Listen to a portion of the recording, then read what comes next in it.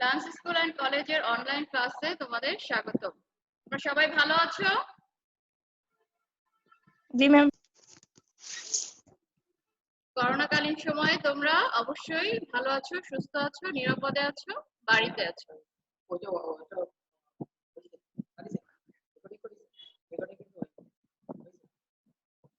এরপর তোমাদের জন্য একটা ইনস্ট্রাকশন থাকছে যে তোমরা আমি যখন কথা বলবো আনমিউট করে রাখবে, এবং আমি যখন তোমাদের কিছু জিজ্ঞেস করব তখন তোমরা মিউট করে রাখবে। যখন কথা বলতে বলবো আনমিউট করে কথা বলবে। হ্যাঁ, তোমাদের সঙ্গে আমি গত ক্লাসে ছবির রং গল্পের একাংশ শেয়ার করেছিলাম। আমরা দেখে আসি যে আমরা কোন কোন অংশ করেছিলাম।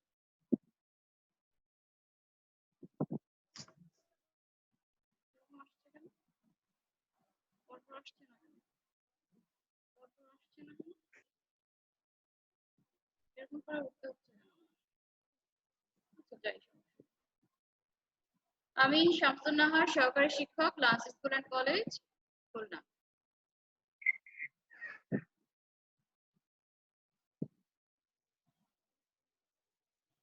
আমাদের পাঠ শিরোনাম ছিল ছবির রং।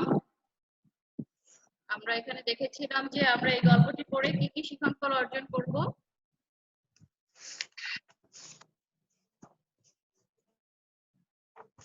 আমরা লেখক পরিচিতি জানতে পেরেছিলাম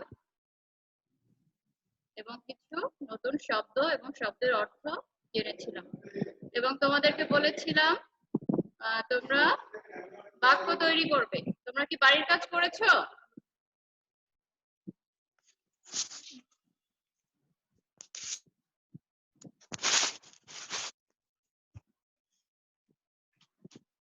তোমরা পাঠ্য বইটি সবাই সামনে মেলে ধরো।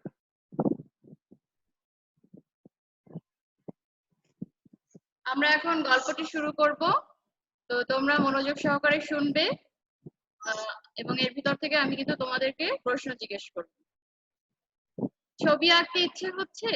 কাগজ তো সাদা, পেন্সিলে আঁকা যায়, হাতের কলমটা দিয়েও আঁকা যায় এই সাদা জমি।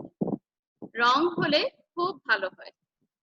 ইচ্ছে মতো লাল, নীল, সবুজ, বেগুনি, হলুদ, কালো রং ঘষে ঘষে সাদা কাগজটা ভরে ফেলা যায়।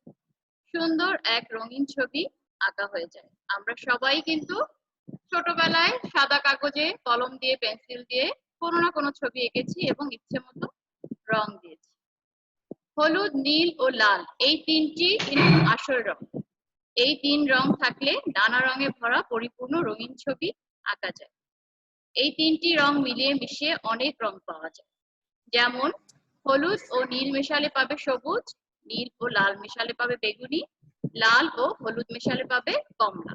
তাহলে আমরা এখানে তিনটি রঙের কথা প্রাধান্য পাচ্ছি, হলুদ, নীল ও লাল, এবং এই তিনটি রং কিভাবে মিশিয়ে কোন কোন রং পাওয়া যাবে সেই বিষয়ে কিন্তু আমরা জানতে পারি।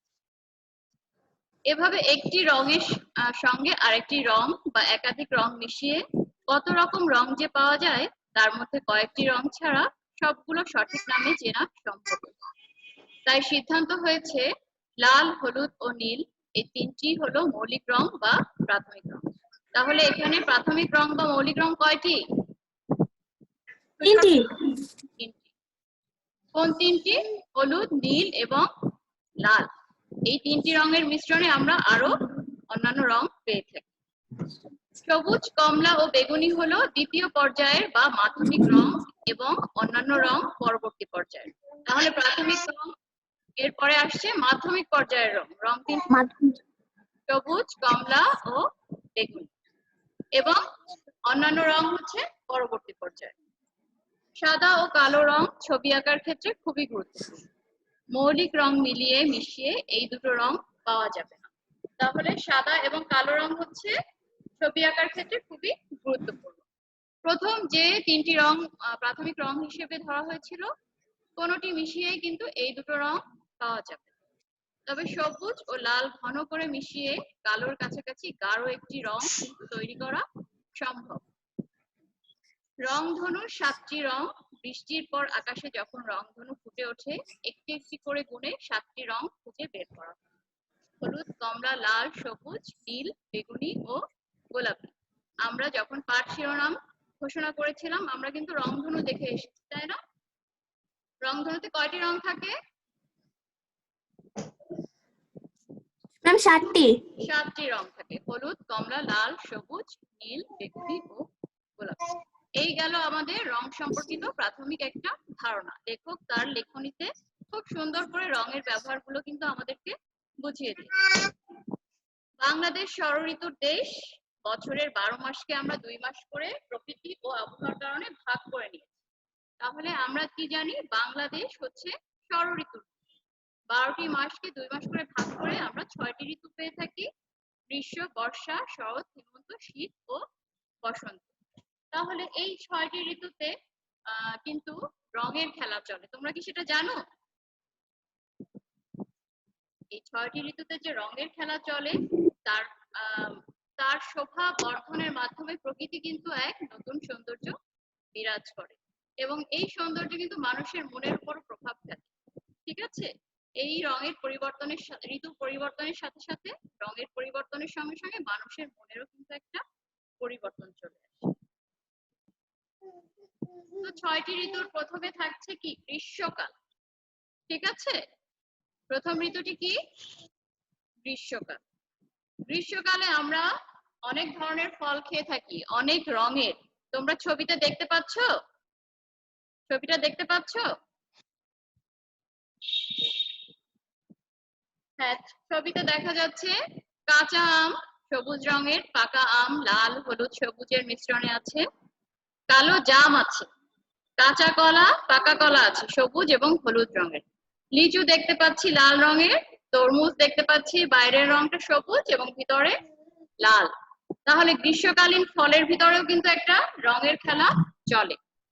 চলো বন্ধুরা আমরা এবার দেখে নেই লেখক কি বলছেন এই গ্রীষ্মকালে রঙের খেলা নিয়ে। বৈশাখ জ্যৈষ্ঠ এই 2 মাস গ্রীষ্মকাল। আবহাওয়া থাকে শুষ্ক ও গরম, বৃষ্টি হয় কম, গাছপালা খাল বিল নদী শুকিয়ে যায়, প্রচন্ড রোদে গাছের সবুজ সতেজ রং বিবর্ণ হয়ে যায়, আবার হঠাৎ করে আকাশে কালো রঙের মেঘের ছোটাছুটি, বিদ্যুৎ চমকানো, সঙ্গে কানে তালা লাগা প্রচন্ড শব্দে বজ্রপাত হয়, তারপর ঝড় ও বৃষ্টি। প্রকৃতিতে রঙের নানা রকম খেলা চলে। রং বেরঙের ফল আম জাম কলা লিচু তরমুজ এই গ্রীষ্ম ঋতুতে পাওয়া যায়। লাল নীল কালো হলুদ গোলাপি কমলা সবুজ রঙের এই বাহারি ফলগুলোর স্বাদও মিষ্টি। তাহলে তোমরা কি বুঝতে পারছো ঋতু পরিবর্তনের সঙ্গে সঙ্গে প্রকৃতিতে কিভাবে রঙের খেলা চলে? মার্জানা বলো তো, গ্রীষ্মকাল কোন 2টি মাস নিয়ে গঠিত হয়? মার্জানা আনমিউট করে কথা বলো। আমাকে শোনা যাচ্ছে? তোমরা কি শুনতে পাচ্ছ? তাহলে রেসপন্স করবে। তাহলে তোমরা বলো যে গ্রীষ্মকাল কোন 2টি ঋতু নিয়ে কোন 2টি মাস নিয়ে গঠিত হয়? বৈশাখ আর জ্যৈষ্ঠ। বৈশাখ এবং জ্যৈষ্ঠ। এবং বৈশাখ এবং জ্যৈষ্ঠে আমরা যে ফলগুলো পেয়ে থাকি সেই ফলের বর্ণনা কিন্তু লেখক তার লেখনীতে তুলে ধরেছেন এবং আমি কিন্তু তোমাদেরকে কিছু ছবির মাধ্যমে সেই জিনিসটা বোঝানোর চেষ্টা করেছি।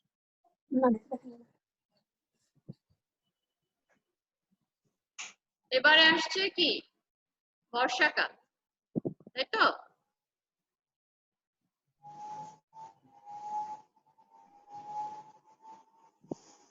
এবারে থাকছে বর্ষাকাল। ছবি দেখতে পাচ্ছ তোমরা? দুটো ফুলের ছবি আছে। প্রথমটি হচ্ছে কদম ফুল। বর্ষাকালে প্রচুর পরিমাণে কদম ফুল ফোটে এবং পাশের ছবিটি তোমাদের কাছে একটু নতুন মনে হবে, এটি হলো কচু ফুল। বর্ষাকালে কচু ফুলও কিন্তু ফুটে। তাহলে কদম ফুলের ভিতরে দেখো সাদা এবং কমলা রঙের একটা ছটা আছে, পাতা তো সবুজ থাকেই। কচু ফুলের ভিতরেও দেখো বাসন্তী একটা রং আছে, সবুজ রং আছে। তাহলে চলো বন্ধুরা আমরা দেখে নেই যে লেখক বর্ষাকাল নিয়ে কি বলছেন। বর্ষাকাল হলো আষাঢ় শ্রাবণ মাস। ঝিরঝিরে অল্প বৃষ্টি থেকে ঝরঝর করে প্রবল বেগে বৃষ্টি হয় এ সময়। মাঠ ঘাট নদী নালা ঝিল বিল পানিতে টইটুম্বুর। পানি পেয়ে গাছপালা সতেজ হয়ে যায়।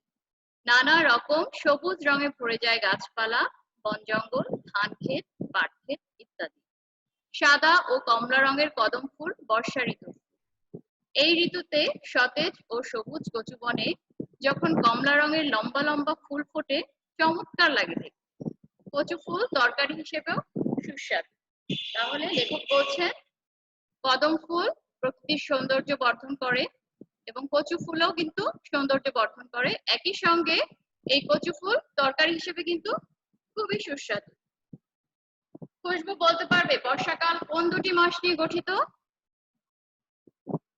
খুশবু আনমিউট করে কথা বলো। আষাঢ় এবং শ্রাবণ। আষাঢ় এবং Shraban. Thank you, thank you very much.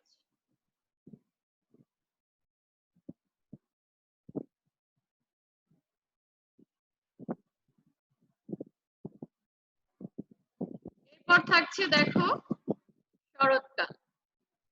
তৃতীয় ঋতুটি হলো শরৎকাল। এখানে আমি কিছু ছবি নিয়ে এসেছি রঙের খেলা বোঝানোর জন্য তোমাদেরকে। তো প্রথম ছবিতে দেখো আকাশে গুচ্ছ গুচ্ছ পেজা পেজা তুলোর মতো মেঘ, নীল আকাশে সাদা মেঘের খেলা এবং তার নিচে আছে কি কাশবন, বাতাসে কাশফুলের দোলা লেগেছে কাশবনে। পরের ছবিটি দেখো, সেখানে দেখা যাচ্ছে লাল শাপলা, আমাদের জাতীয় ফুল কিন্তু শাপলা। লাল রঙের শাপলা ফোটে, আবার সাদা রঙের শাপলাও ফোটে, নীল রঙের শাপলাও কিন্তু হয়। যেহেতু লেখক তার লেখনীতে নীল রঙের শাপলাটা উল্লেখ করেননি, সেজন্য আমি এখানে নীল রঙের শাপলার ছবি তোমাদেরকে দেখাই। এবং শেষ যে ছবিটা আছে, নদীতে পালতোলা নৌকা, রং বেরঙের পালতোলা নৌকা। তো চলো বন্ধুরা আমরা দেখি যে শরৎকাল নিয়ে লেখক কি বলেছেন আমাদের। শরৎকাল সাদা ও স্বচ্ছ নীলের ছড়াছড়ি। ভাদ্র ও আশ্বিন এই 2 মাস শরৎকাল। এ সময়ে বৃষ্টি বসে যায়, সুন্দর নীল আকাশে পেঁজা তুলোর মতো গুচ্ছ গুচ্ছ মেঘ ভেসে বেড়ায়। গাছপালা, নদী নালা, প্রকৃতির সবকিছু এই ঋতুতে ঝকঝকে। নদীর ধারে ও বিলে অল্প পানিতে কাদা মাটিতে সবুজ গাছ থেকে বের হয়ে আসে নরম সাদা কাশফুল। বাতাসের দোলায় এই কাশফুল যখন দোলে, সুন্দর নরম রঙের কারণে মন তখন আনন্দে নেচে। বিলে পুকুরে এ সময় শাপলা ফুল ফোটে। বেশিরভাগ শাপলা সাদা, লাল শাপলাও আছে, যা দেখতে খুবই সুন্দর। ভরা নদী ও খালে সাদা, লাল, নীল ও হলুদ বিভিন্ন রঙের পালতোলা নৌকা চলাচলের দৃশ্য মোহনীয়। তো শরৎকালে প্রকৃতিতে যে সৌন্দর্য ফুটে ওঠে এবং তার মধ্যে দিয়ে যে রঙের যে খেলা চলে, লেখক কিন্তু সুন্দর করে তার লেখনীতে তুলে ধরেছেন এবং আমরা ছবিগুলো দেখে কিন্তু সেটা অনেকটাই বুঝতে পারছি। নুসরাত জাহান তুয়া, হ্যাঁ আমি তোমাকে এখন একটি প্রশ্ন জিজ্ঞেস করব, তুমি আমাকে বলবে যে শরৎকাল কোন দুটি মাস নিয়ে গঠিত? ম্যাম ভাদ্র আশ্বিন। ভাদ্র আশ্বিন। Thank you very much.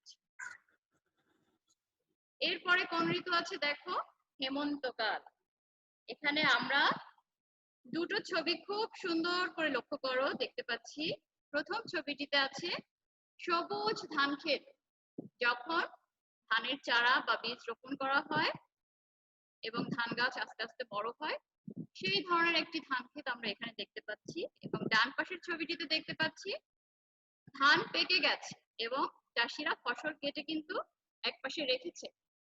তো হেমন্তকালে সাধারণত আমরা এই দৃশ্য দেখতে পাই। আমরা গ্রামাঞ্চলে যারা যেয়ে থাকি তারা কিন্তু এই দৃশ্যটা সচরাচর আমরা দেখতে পাই।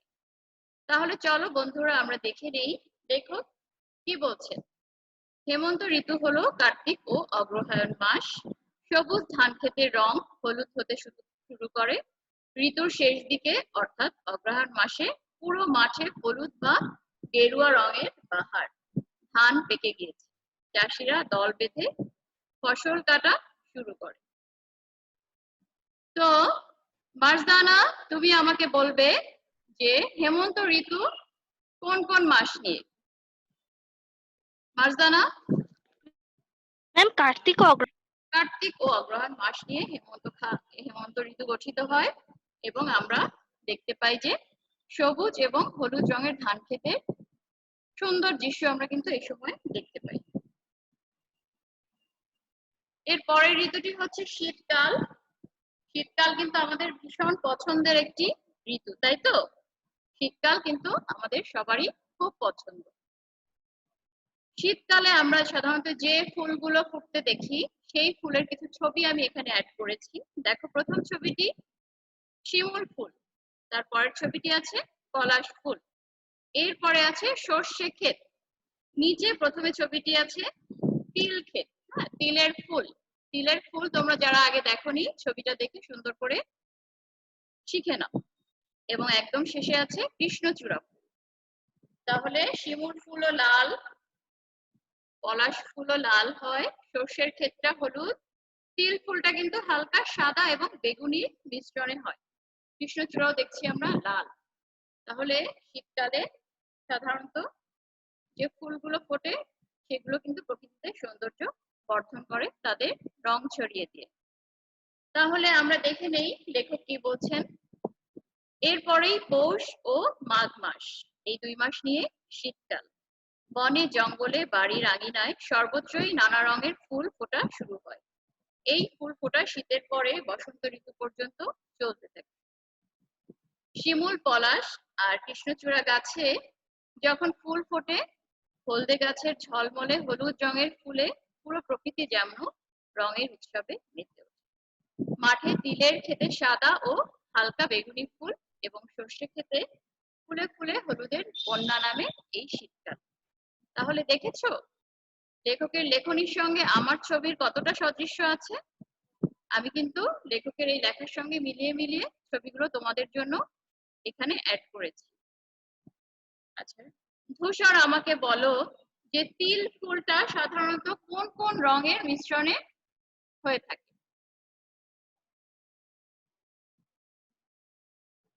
আনমিউট করে কথা বলো আমার সঙ্গে। ম্যাডাম ও নেই। আচ্ছা, তাহলে খুশবু বলো, তিলের ফুলের রং সাধারণত কোন কোন রঙের মিশ্রণে হয়ে থাকে? সাদা এবং হালকা বেগুনি। সাদা এবং হালকা বেগুনি। এবং এই জিনিসগুলো কিন্তু তোমরা মনে রাখবে। তোমাদের মনে রাখার জন্য আমি কিন্তু তোমাদের সামনে এই ছবিগুলো নিয়ে এসেছি। ধন্যবাদ তোমাকে। এরপরে শীতকালের আরেকটি অংশ আমরা দেখতে পাচ্ছি। প্রথম ছবিটা দেখো, কুয়াশাচ্ছন্ন ভোর অথবা সন্ধ্যাবেলার ছবি হবে এটা। হ্যাঁ, এর পাশে আছে অতিথি পাখির ছবি, তারপরে আছে কিছু উলের সোয়েটার এবং টুপির ছবি। প্রত্যেকটা ছবিতে কিন্তু রঙের খেলা আছে। প্রথম ছবিটিতে দেখো একটা ধোঁয়াশে রং, তাই না? সাদা নয় কিন্তু এটা ছাই বর্ণ। এবং অতিথি পাখিগুলো দেখো রং বেরঙের, এবং উলের সোয়েটার এবং টুপিগুলো দেখো বিভিন্ন রঙের। মানে শীতকালে প্রকৃতিকে যেমন রঙের সৌন্দর্যে রাঙিয়ে দিয়ে যায়, তেমনি আমাদের মানুষের পোশাক আশাকেও কিন্তু একটা পরিবর্তন আসে। আমরা রুচিশীল পোশাক পরি, শীতের পোশাক পরি এবং রং বেরঙের পোশাক পরে থাকি। দেখা যাক লেখক আমাদেরকে কি বলছেন। শীতের কারণে মানুষের পোশাকে আসে রঙের বৈচিত্র্য। লাল, নীল, হলুদ, কালো বিচিত্র রঙের গরম কাপড় ও টুপি ব্যবহার করে মানুষ। শীতকালে কুয়াশা ও প্রকৃতিতে ধোঁয়াটে ধরনের এক মায়াবী রং আমাদের চোখের সামনে তুলে ধরে।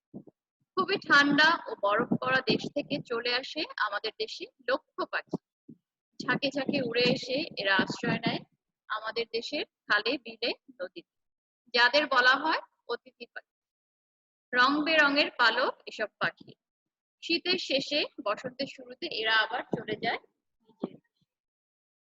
তাহলে মারজানা আমাকে বলতে পারবে অতিথি পাখি কোন দেশ থেকে চলে আসে আমাদের দেশে? মারজানা, আনমিউট করে কথা বলো।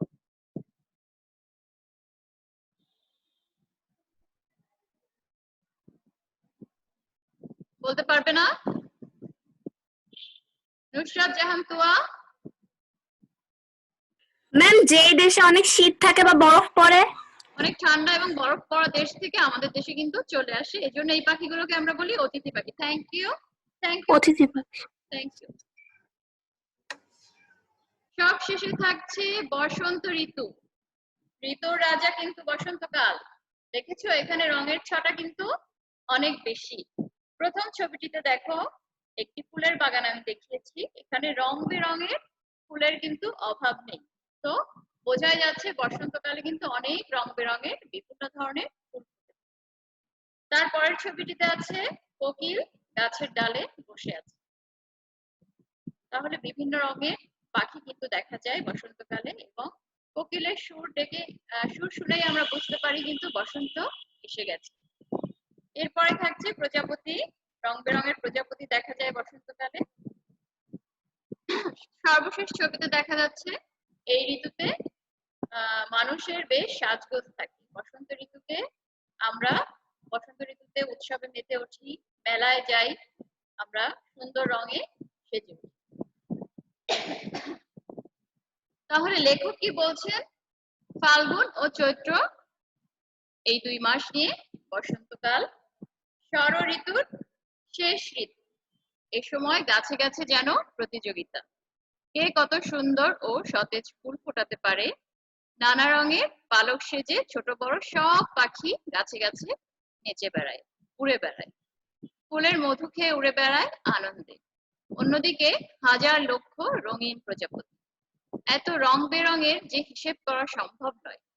নানা রঙের মোহময় প্রেরণায় মানুষও স্বভাবসুলভ আনন্দে মেতে ওঠে। বাসন্তী ও উজ্জ্বল রঙের পোশাকে সাজসজ্জায় উৎসবে মেতে ওঠে। তাই বসন্ত ঋতুই হলো রঙের ঋতু। তাহলে ফাল্গুন ও চৈত্র এই 2 মাস নিয়ে বসন্তকাল, এবং বসন্তকালে যে রঙের খেলা চলে সেই তার কিন্তু কোনো হিসেব নেই। এজন্য বসন্তই হলো ঋতুর রাজা এবং রঙের। এবার আমি তোমাদেরকে কিছু ছবি দেখাবো আমাদের লোকশিল্পের। ঠিক আছে? গ্রামীণ পল্লীতে সাধারণত আমাদের দেশের মানুষরা যে শিল্প নিয়ে কাজ করে, হাতের কাজ করে, সেই শিল্পকে সাধারণত লোকশিল্প বলা হয়। প্রথম ছবিটিতে দেখো কাঠের পুতুল দেখা যাচ্ছে, তারপরের ছবিটিতে দেখা যাচ্ছে মাটির পুতুল, এরপরে আছে কাপড়ের পুতুল, তার নিচে আছে তুলোর পুতুল, এবং একদম শেষে আছে সোনার পুতুল। এবারে আবার বাম পাশ থেকে দেখো এখানে লক্ষ্মী সরা আছে। হ্যাঁ, লক্ষ্মী পুজোতে যে সরা ব্যবহার করা হয় মাটির তৈরি সেই সরা, সেখানে অনেক রং বেরঙের ডিজাইন করে দেওয়া হয়। এটা হিন্দু সম্প্রদায়ের লক্ষ্মী পুজোর কাজে ব্যবহৃত হয়। এরপরে আছে হাত পাখা, পাটি, নকশি কাঁথা, শখের হাড়ি, একটি ছবি আছে তাঁতির, এবং উপজাতি গোষ্ঠীর একটি ছবি আছে যারা সাধারণত তাঁত শিল্পে কাজ করে থাকে। তাহলে আমরা আমাদের গ্রামীণ পল্লী এলাকার যে শিল্প আছে সেই শিল্পের কিছু ছবি তোমাদের সামনে তুলে ধরলাম। দেখা যাক লেখক তার লেখনীতে আমাদেরকে এই শিল্পগুলো দিয়ে কি বুঝিয়েছে।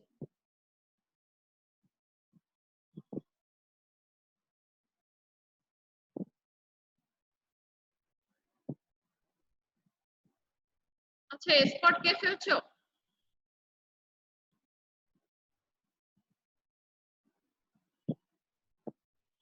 আচ্ছা, লেখক কি বলছে আমরা সেটা খেয়াল করবো এখন। অনেক কাল আগে থেকেই বাংলাদেশের ষড়ঋতুতে আমাদের পরিবেশে নিসর্গে উজ্জ্বল সুন্দর নানা রঙের যে সমাবেশ ঘটেছে, রূপের রকম ফের ফুটে চলেছে, তা বাঙালি মনকে নানাভাবে প্রভাবিত করেছে। তাই আমরা দেখি আমাদের গ্রামীণ সমাজের